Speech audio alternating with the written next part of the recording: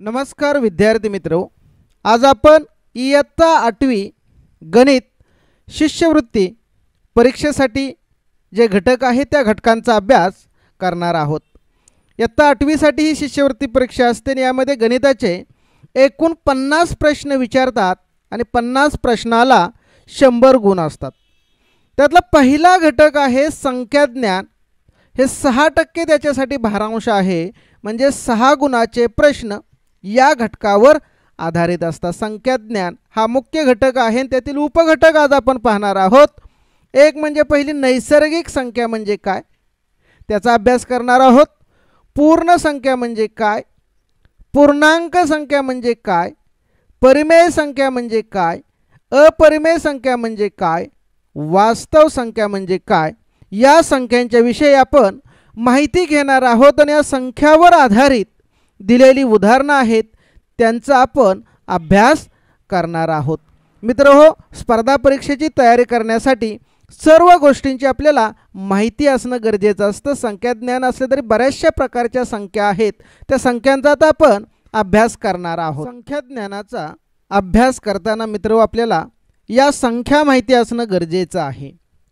आता नैसर्गिक संख्या यांनाच आपण काय म्हणतो, मोज संख्या म्हणतो। आता ह्या नैसर्गिक संख्या कशा असतात पहा, 1 2 3 4 5 6 टिंब असा नैसर्गिक संख्यांचा समूह असतो। यामध्ये सर्वात लहान संख्या 1 असते, सर्वात लहान संख्या 1 आणि सर्वात मोठी संख्या या ठिकाणी आपल्याला सांगता येत नाही। सर्वात मोठी संख्या कोणती जर विचारली नैसर्गिक संख्या तर आपण ती सांगता येत नाही। आता दुसऱ्या प्रकारच्या संख्या आहेत त्या पूर्ण संख्या। आता नैसर्गिक संख्येमध्ये फक्त जर 0 वाढवला, 0 1 2 3 4 5 6 टिंब।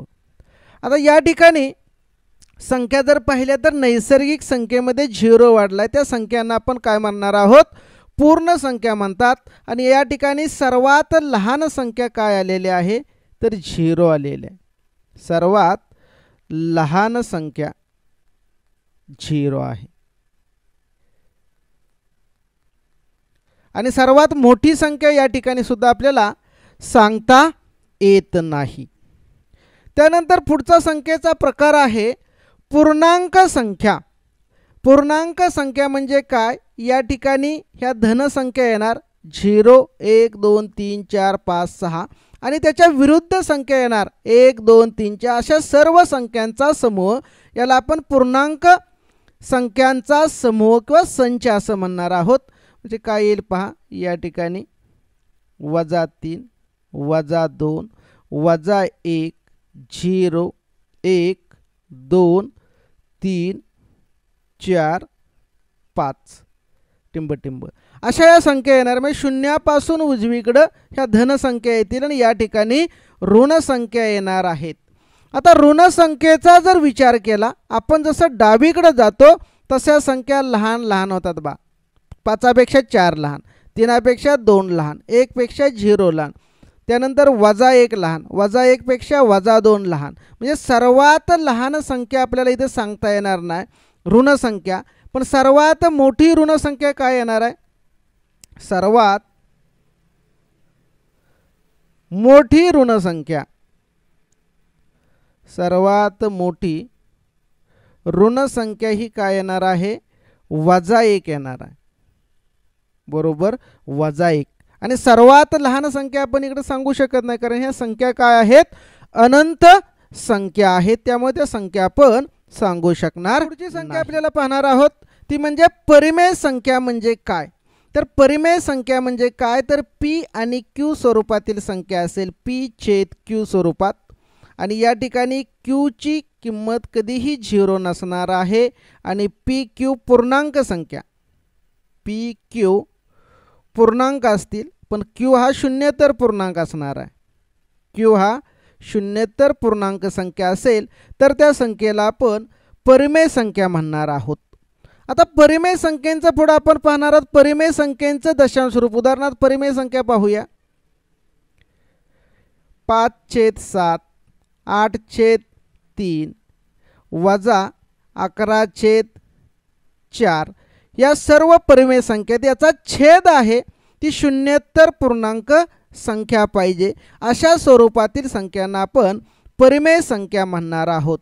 आता ह्या परिमेय संख्यांचे दशांश रूप कसं असतं तर खंडित दशांश रूप असतं. खंडित दशांश रूप असतं. खंडित दशांश रूप. आणि दुसरा प्रकार आहे अखंड आवर्ती दशांश रूप.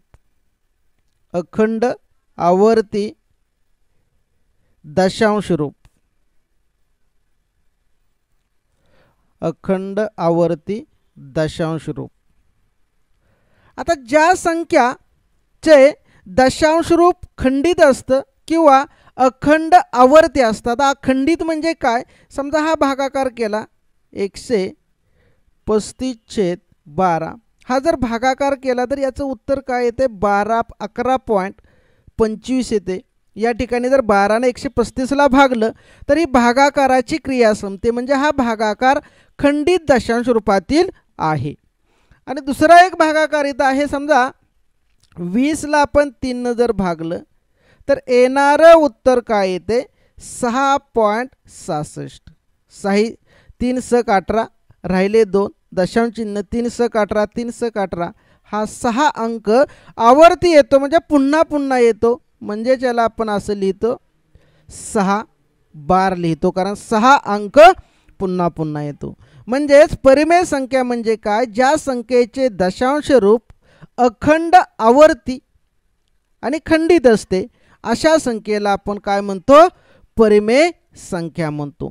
आणि ज्या संख्येचे दशांश रूप अपरिमेय संख्या म्हणजे काय, ज्या संख्येचे दशांश रूप अखंड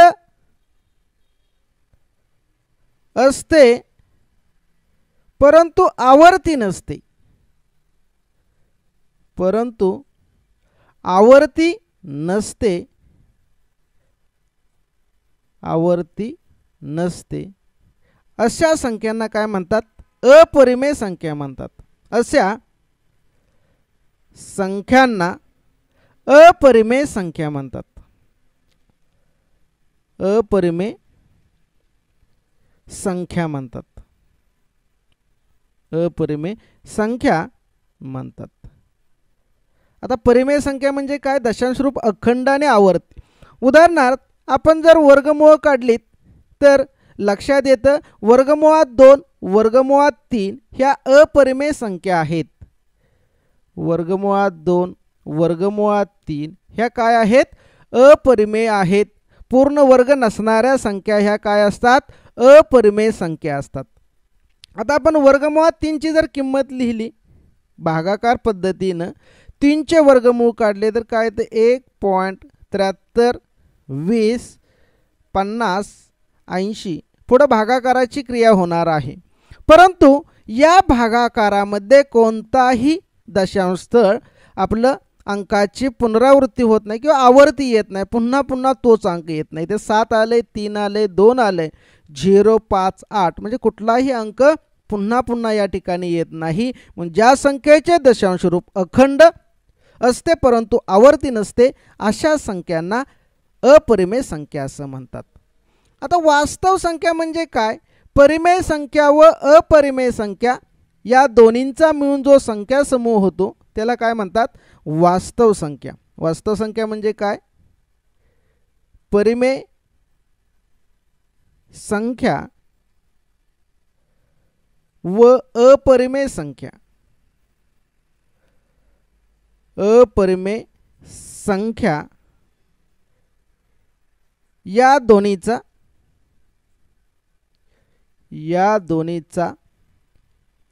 संख्या समूह म्हणजेच काय आहे तो वास्तव संख्या. संख्या समूह म्हणजेच वास्तव संख्या आहेत. ते काय आहेत वास्तव संख्या आहेत. वास्तव संख्या आहेत. विद्यार्थी मित्रो, कोणत्याही स्पर्धा परीक्षेचा अभ्यास करताना संख्या ज्ञानावर प्रश्न असतात. 8वीची स्कॉलरशिप असो, 5वीची असो, नवोदय परीक्षा असो, NMS असो, NTS असो, वेगवेगळ्या प्रकारच्या ज्या स्पर्धा परीक्षा आहेत त्यावर संख्या ज्ञानावर आपल्याला निश्चित प्रकारे प्रश्न विचारतात. त्यामुळे संख्या महत्त्वाच्या आहेत. मूलभूत संख्या आहेत त्या आपल्याला लक्षातच ठेवायला पाहिजेत. नैसर्गिक संख्या, पूर्ण संख्या, पूर्णांक संख्या, परिमेय संख्या, अपरिमेय संख्या आणि वास्तव संख्या म्हणजे काय तुमच्या लक्षात आलेला आहे. पुढील मुद्दा लक्षात ठेवा. कोणत्याही संख्येतील अंकाच्या एकक, दशक, शतक, हजार, दशहजार अशा स्थानानुसार त्या अंकाची स्थानिक किंमत ठरवली जाते. आता उदाहरणार्थ या ठिकाणी 7583 आहे. आता प्रत्येकाची स्थानिक किंमत आहे. हे 7 हे हजार स्थानी आहे म्हणून 7 या अंकाची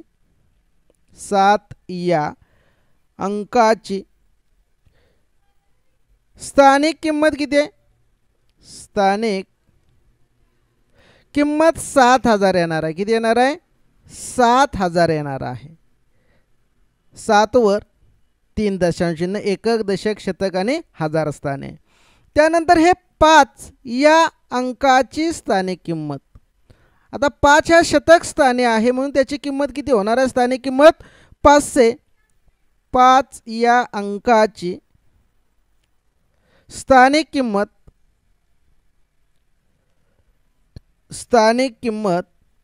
500 आहे. किती आहे? 500.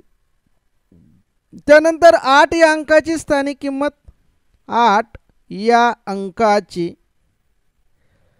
स्थानिक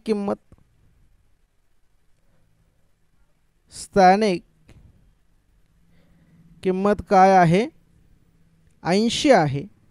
आणि 3 या अंकाची स्थानिक किंमत, 3 या अंकाची स्थानिक किंमत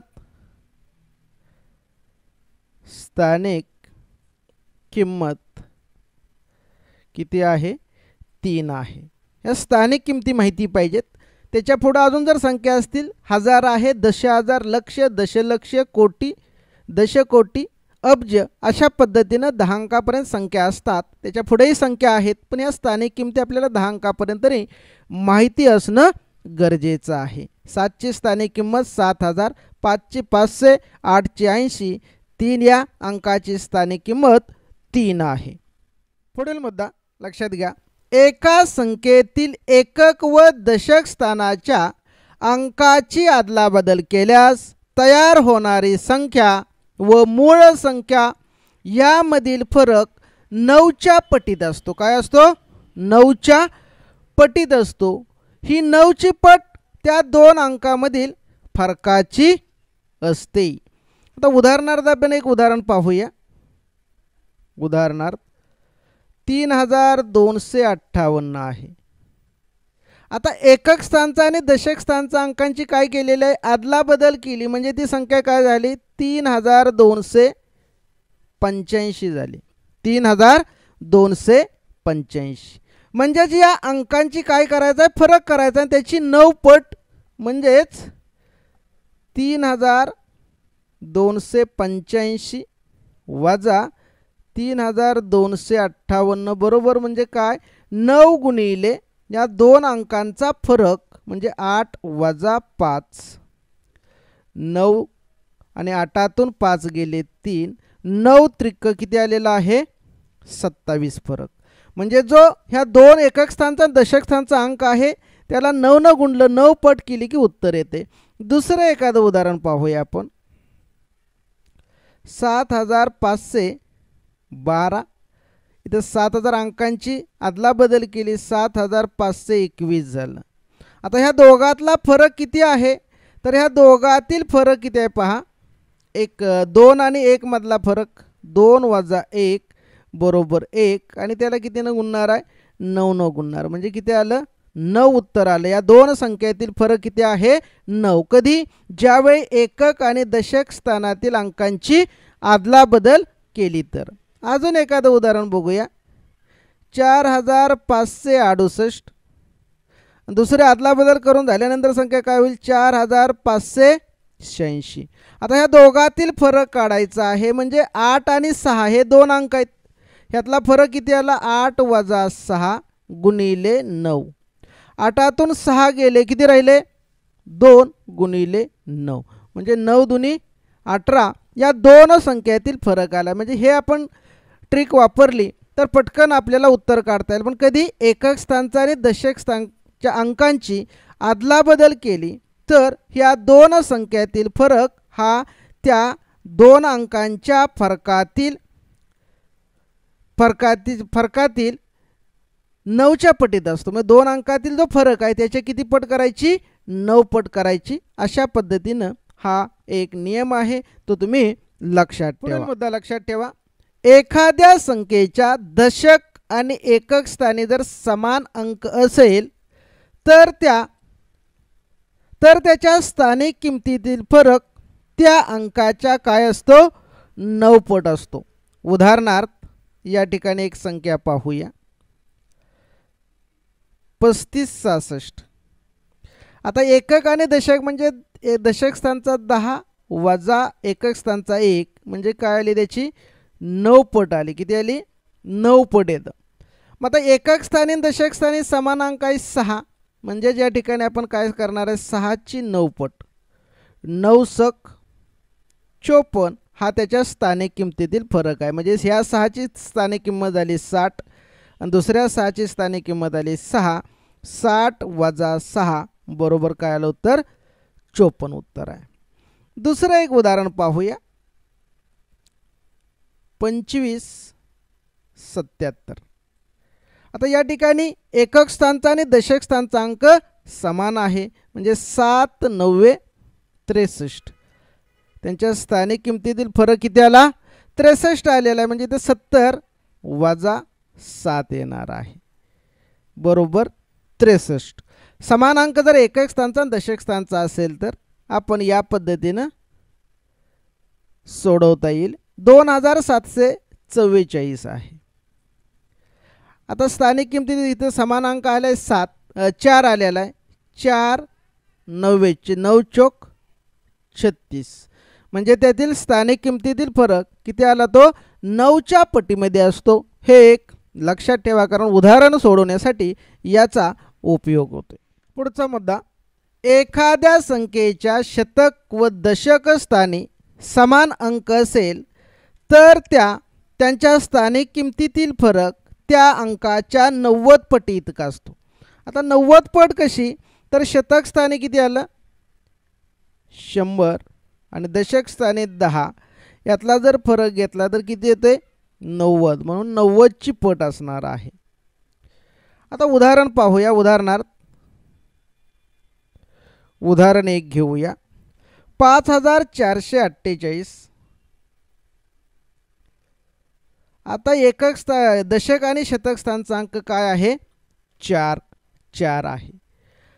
आता याचं डायरेक्ट उत्तर आपण असं काढू शकतो 4 गुणिले 90 9 चौक 36 म्हणजे पटकन आपल्याला एका मिनिटाच्या आत कमी वेळामध्ये उत्तर मिळते. इथं येईल याची त्याची किंमत जर काढली तर 400 वजा 40 करावं लागेल म्हणजेच किती आलं 360. जर हे लक्षात तुमच्या आलं की 90ची पट आहे की डायरेक्ट त्या अंकाला तुम्ही काय करणार आहात 90 गुणणार आहात. दुसरं एखादं उदाहरण पाहूया 7556. आता शतक स्थानी दशक स्थानी अंक कोणता आला ही जर तुम्हाला क्लुप्ती माहिती असेल तर तुम्ही काय करणार आहे 5 गुणिले 90 9 5 45 येणार आहे. म्हणजे उत्तर किती आलं 450 आलंय. तेच तुम्हाला जर सोडवायचं म्हटलं तर याची स्थानिक किंमत 500 घ्यावी लागेल वजा 50 बरोबर 450. वेगवेगळ्या पद्धतीनं एकच उदाहरण सोडवता येतं पण कमी वेळामध्ये आपल्याला ते उदाहरण सोडवता आलं पाहिजे. त्यासाठी काही तंत्र आहेत क्लुप्त्या आहेत ते तुम्ही लक्षात ठेवा.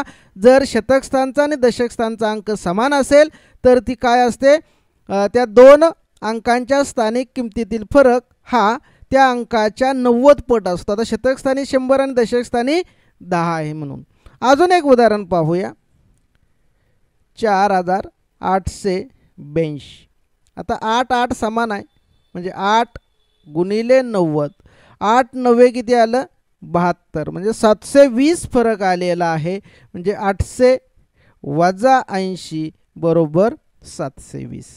अशा पद्धतीने जर शतक स्थानी आणि दशक स्थानी समान अंक असेल तर हा नियम तुम्ही लक्षात ठेवा. म्हणजे पुढील उदाहरणं सोडवताना आपल्याला ह्या नियमांचा उपयोग नियम आहे. एखाद्या संख्येत शतक व एकक स्थानी समान अंक असेल तर त्यांच्या स्थानिक किमतीतील फरक हा त्या अंकाच्या किती असतो 90 पटी इतका असतो. आता शतक स्थानी 100 आणि एकक स्थानी 1 बरोबर 100 वजा 1 99 पट. म्हणजे तो अंक दिलाय त्याची 99 पट आपण करणार आहोत. उदाहरणार्थ या ठिकाणी 6373 ही संख्या आहे. मग समान अंक कोणता आहे 3 3 हा अंक आहे. किती आहे 3 3 अंक आहे. म्हणजे 3 गुणिले 99 करावा लागेल. 3 गुणिले 99 9 त्रिक 27 9 त्रिक 27 आणि 2 29 म्हणजे उत्तर आलं किती 997. ते स्थानिक किमती घेतल्या तर किती होईल यामध्ये 300 वजा 3 बरोबर 297 असंही सोडवता येईल आणि या क्लुप्तीनं सुद्धा सोडवता येईल. यातला फरक आहे तो 99च्या पटी इतका असतो. अजून 2 उदाहरणांचा अभ्यास करूया. 5464. आता इथे 4 हा अंक आलेला शतक स्थानी आणि एकक स्थानी समान आहे. म्हणजे 4 अंक आला म्हणून 4 गुणिले 99 9 चौक 36 9 चौक 36 36 आणि 3 39 म्हणजे 396 उत्तर आलेलं आहे. किती आलं 396. हेच कसं येईल 400 वजा 4 बरोबर 396. तिसरं उदाहरण 7676. या ठिकाणी शतक व एकक स्थानी अंक काय आहे 6 म्हणून 6 गुणिले 99 9 सक 54 9 सक 54 54 5 59 म्हणजे जिथे 600 वजा 6 900 594 उत्तर येते. शतक स्थानी आणि एकक स्थानी जर हा समान अंक असेल तर त्या अंकाची पट 99 पट असते. ते थोडक्यात लक्षात ठेवा. मग शतक आणि दशक जर वजा केलं शतक स्थानी 100 वजा 1 बरोबर 99 पट. याच्यावरून सुद्धा तुमच्या लक्षात येईल. फक्त स्थानिक किमतीतील फरक आपण पाहणार आहोत. पुढील नियम लक्षात ठेवा. एखाद्या संख्येत सहस्र व शतक स्थानी सहस्र म्हणजे हजार स्थानी व दशक स्थानी तोच अंक असेल तर त्यांच्या स्थानिक किमतीतील फरक हा त्या अंकाच्या 990 पटी इतका असतो. आता सहस्र म्हणजे 1000 वजा 10. आता ह्या यांची वजाबाकी केली तर किती येते 990 येते म्हणजे 990 पट. आता एक उदाहरण आपण पाहूया. 85359 85359. आता इथं दशक स्थानी आणि सहस्र स्थानी अंक समान आहे. मग त्या अंकाची 5 पट म्हणजे 5 गुणिले 990 करावं लागेल.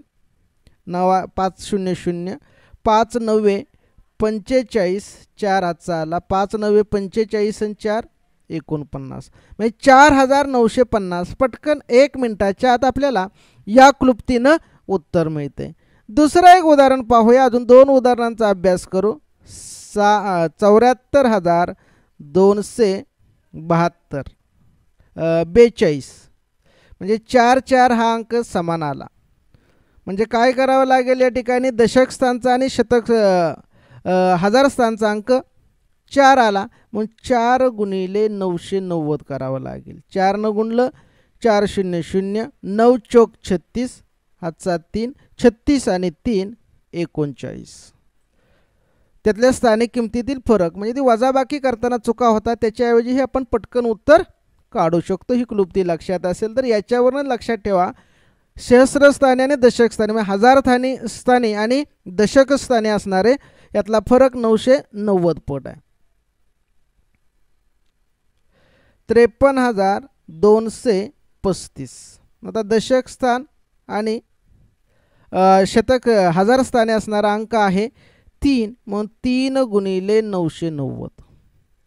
3 गुणलं 3 0 0 9 त्रिक 27 9 त्रिक 27 आणि 2 29. असं पटकन 1 मिनिटाच्या आत उत्तर आपल्याला जमतं आणि हे छोटे छोटे प्रश्न मध्यम स्वरूपाचे असतात सोपे असतात ते आपण पटकन सोडवू शकतो आणि मोठ्या प्रश्नासाठी त्याचा उरलेला वेळ वापरू शकतो. हा गुणधर्म तुमच्या लक्षात आला असेल. पुढील गोष्टी लक्षात ठेवा विद्यार्थी मित्र.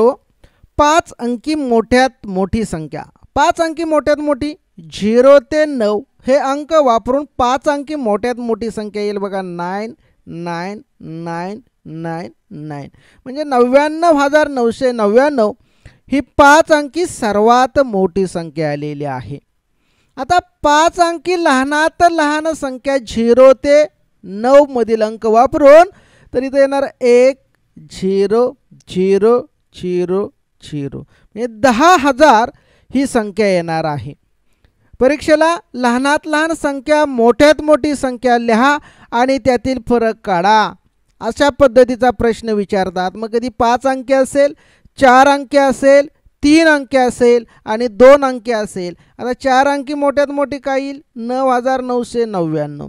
3 अंकी 9,999. 2 अंकी 99 येणार आहे आणि लहानात लहान 4 अंकी संख्या 1 0 0 1000 100 आणि 10. अशा पद्धतीनं लहानात लहान संख्या आणि मोठ्यात मोठी संख्या आणि त्यातील फरक किती आहे यावर आधारित परीक्षेला प्रश्न विचारतात. त्यानंतर मोठ्यात मोठी संख्या लिहिणे आणि लहानात लहान संख्या लिहिणे अशा पद्धतीचा प्रश्न येतो. आपल्याला अंक देतात आणि त्या अंकापासून मोठ्यात मोठी संख्या तयार करा आणि लहानात लहान संख्या तयार करा. दिलेले अंक एकदाच वापरून आपण मोठ्यात मोठी संख्या तयार करणार आहोत. उदाहरणार्थ या ठिकाणी अंक दिलेले आहेत 3 5 9 1. आता मोठ्यात मोठी संख्या काय होईल याची बघा. जे मोठं एकक आहे ते सुरुवातीला 9 5 3 1 ही मोठ्यात मोठी संख्या झालेली आहे. आता याच संख्येची लहानात लहान संख्या तयार करूया. म्हणजे काय होईल पहिल्यांदा लहान एकक 1 3 5 9 म्हणजे 1359 ही लहानात लहान झाली आणि मोठ्यात मोठी संख्या काय झाली 9531 झालेली आहे. आता यामध्ये अशा प्रकारच्या सुद्धा संख्या असतात. या अंकापासून 5 अंकी उदाहरणार्थ 470 या अंकापासून 5 अंकी मोठ्यात मोठी 5 अंकी मोठ्यात मोठी संख्या लिहा. मोठ्यात मोठी संख्या काय होईल. आता 5 अंकी लिहायचे दिले तर अंक कोणत्याही अंकाचा पुनर्वापर करणार आहोत. आता पुन्हा वापरणार आहोत. तर इथं पहिली 740 ही मोठी संख्या 3 अंकी झाली पण विचारल्या 5 अंकी म्हणून या ठिकाणी आपण जो मोठा अंक आहे तो पुन्हा पुन्हा वापरणार आहे. आता यापासूनच लहान संख्या तयार करा म्हटल्यानंतर लहानच संख्या पहिल्यांदा आपण तयार करा म्हटल्यानंतर काय येईल 4 3 अंकी बघूया 4 0 7 येईल. आता लहान संख्या तयार करताना 0 हा दुसऱ्या स्थानीच लिहायचा आहे. काय करायचं आहे दुसऱ्या स्थानी म्हणजेच उजवीकडून 2 नंबरला आपण तो लिहिणार आहोत 0चा हा अंक आणि मग ती संख्या तयार करणार आहोत. आता लहानात लहान संख्या आपण तयार करणार आहोत. ही काय झाली 407 ही संख्या तयार झालेली आहे. फक्त ही संख्या तयार करत असताना 0 हा दुसऱ्या स्थानी लिहिणार आहोत. अजून एक उदाहरण बघूया 792 यापासून लहानात लहान 5 अंकी संख्या दिलेत अंक 3 आणि लहानात लहान 5 अंकी म्हणजे इथं काय होईल, पहिले लहानात लहान 2 7 9 होईल, अजून 2 अंक पाहिजेत म्हणजे लहान 2 2 ही संख्या तयार झालेली आहे. 9 आता यातून 5 अंकी संख्या सुद्धा आपण तयार करू. 407 ही लहानात लहान 3 अंकी संख्या तयार झाली. आता ही लहानात लहान 5 अंकी संख्या कशी होईल, म्हणजे 4 मध्ये आता काय आपण करणार आहोत, झिरोचा वापर करणार आहोत. 3 झिरो वापरले म्हणजे 40,007 ही 5 अंकी संख्या तयार झाली. म्हणजे दिलेली संख्या अंकापासून अंकाचा पुनर्वापर करून मोठ्यात मोठी संख्या तयार करा, लहानात लहान संख्या तयार करा, या प्रकारचे प्रश्न विचारले जातात. या गोष्टी आपल्याला संख्याज्ञानामध्ये पहिल्या घटकामध्ये नैसर्गिक संख्या, पूर्ण संख्या, पूर्णांक संख्या, परिमेय संख्या व अपरिमेय संख्या या गोष्टी लक्षात निश्चित ठेवा, तरच आपल्याला पुढील उदाहरणं सुटणार आहेत. धन्यवाद विद्यार्थी मित्र.